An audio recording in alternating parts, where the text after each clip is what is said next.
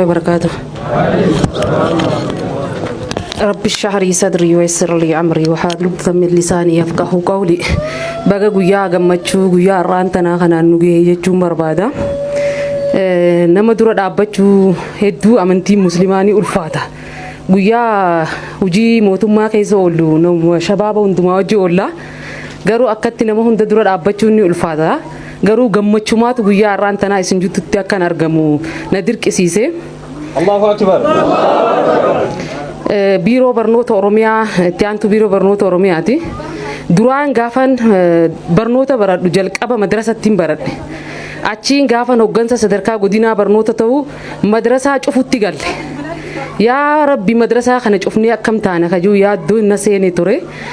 Suma deemnuun biiroo barnoota Oromiyaa hoggansaan dhufe. Mana barnoota bultii addaa jedhannee mana barnoota torba jaarree akka biiroo barnoota Oromiyaatti. Afaanota alaamaan barsiisne jenneet alifbaa mana barnootaa san keessa jalqabne. Mataa gubbaa gad eegalle jechuu.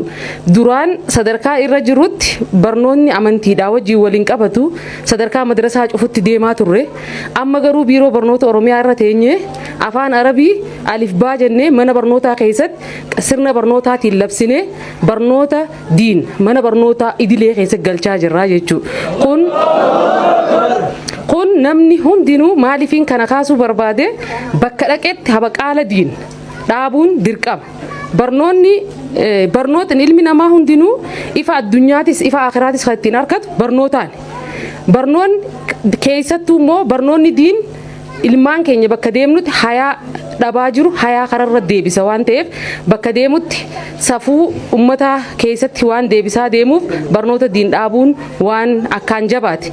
Rabbi irraa laaffisee obboleessi keenya kun barnoota diin asittiin dhaabuu barbaade yeroo dura jiru hedduu gufuuwwan garaagaraa isa qunnamaa ture. Har'a garuu as gahee obboleeyyan dila kanaa wajjin barnoota diin asitti habaqaallannaa akkam jettan jee sagantaa kana qopheessee hanga mana jaarutti deeme dhugumatti isa dandeettii inni obsi inni bakka kanarratti dabarse hedduu waan isa jajjabeessaati. Diin immoo wanni nu barsiise obsuudha.